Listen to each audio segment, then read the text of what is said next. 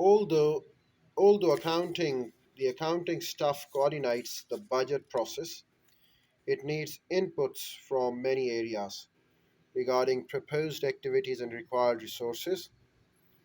In preparing a sales budget like one, that of the company that we've been discussing, accounting must obtain preparing a sales budget like that we have been doing. And accounting must obtain from the sales group projections for units to be sold and expected expenses for the coming year.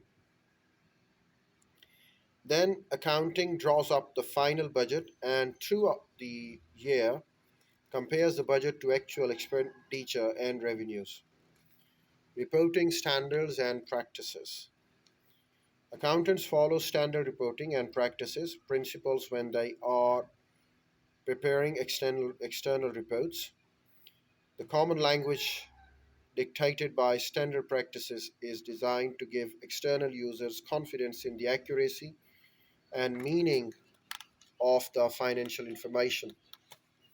Spelled out in GAAP, these principles cover a range of issues such as when to recognize revenues from operations, how to match the revenues and expenses, and how to make full public disclosures of financial information.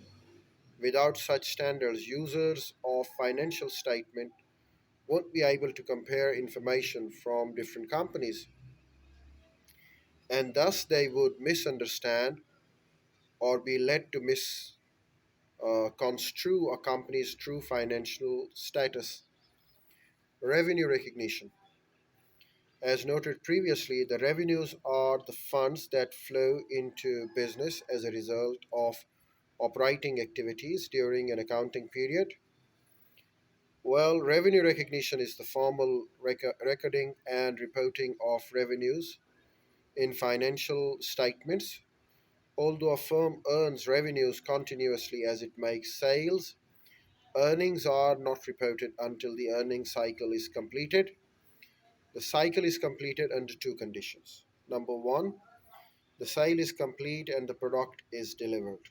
Number two, the sale price has been collected or is collectible accounts receivable. The end of the earning cycle determines the timing for revenue recognition in a firm's financial statement. Revenues are recorded for accounting periods in which sales are completed and collectible or collected. This practice assumes users and assures users that the statement gives a fair comparison of what was gained in return for the resources that were given up. Matching net income is calculated by subtracting expenses from revenue. The matching principle states that expenses will be matched with revenues to determine the net income for an accounting period. Why is this principle important? It permits the statement users to see how much net gain is resulted from the assets that had to be given up to generate revenues during a given period. Thus, when we match revenue recognition with expense recognition, we get net income for the period. We can consider the hypothetical case of Little Red Wagon Company, and we can see when the books are kept in two different ways. One of them is called the correct method. Revenues recognition is matched with the expense recognition to determine net income when the earning cycle is completed. The next one is incorrect method. The revenue recognition occurs before the earning cycle is completed. Or we can suppose that 500 wagons are produced and delivered to customers at $20 each during 2003. In the next year, 600 wagons are produced and delivered. In part A of the table, we use correct matching method and revenues are recorded for the period in which the sales are completed and the collectible from customers. So are the expenses of the producing and delivering the products that were sold. When sales revenues are matched against the expense of the market sales, we see how much better off the company is at the end of each accounting period as a result of that period's operation. We take an example of the, the company. Well, Little Red Wagon earned $2,000 net income for the first year and did even better in 2004. Well, we can have the correct method that reveals each accounting period's activity, and then we can have the incorrect method which disguises each accounting period's activity. Well, the year ended at December 31, 2003, and then another year ended at December 31, 2004. The revenues in the first year were 10,000, the revenues in the second year were 12,000, the expenses in the first year were 8,000, and the expenses in the second year were 9,000.